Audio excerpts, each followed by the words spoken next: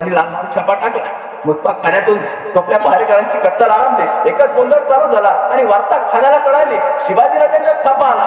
आता खानाला कळून चुकलं. शिवाजीराजाचा थापा आला म्हटल्यावर आता आपल्याला वाचायचं असेल, जगायचं असेल, सुरक्षित राहायचं असेल तर आता एकच जागा आहे, ते म्हणजे आपल्या बायकांचा घरडा. त्याला पूर्ण खात्री आहे की शिवाजीराजा बाई माणसाला कधी हात घालत नाही.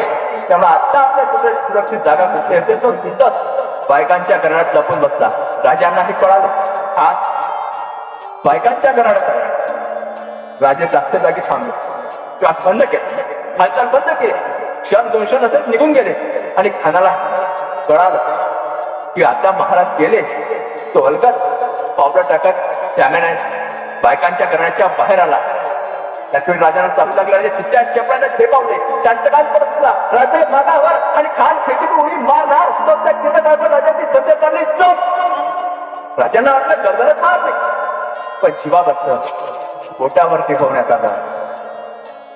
महाराज गेले, वाऱ्यासारखे आले आणि फिरासारखे निघून गेले. काही वेळाने गोंधळ थांबला आणि तेवढ्यात खानाची बहीण त्याच्याकडे आली.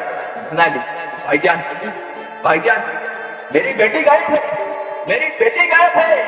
लगता है वो कापर किंवा उसे भगाने गया. त्यावर शास्त्र खान म्हणाला, शर्मत बहना, और शिवा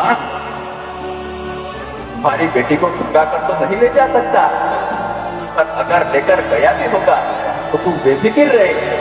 वो शिवा उसकी औलाद की तरह उसकी हिफाजत करेगा.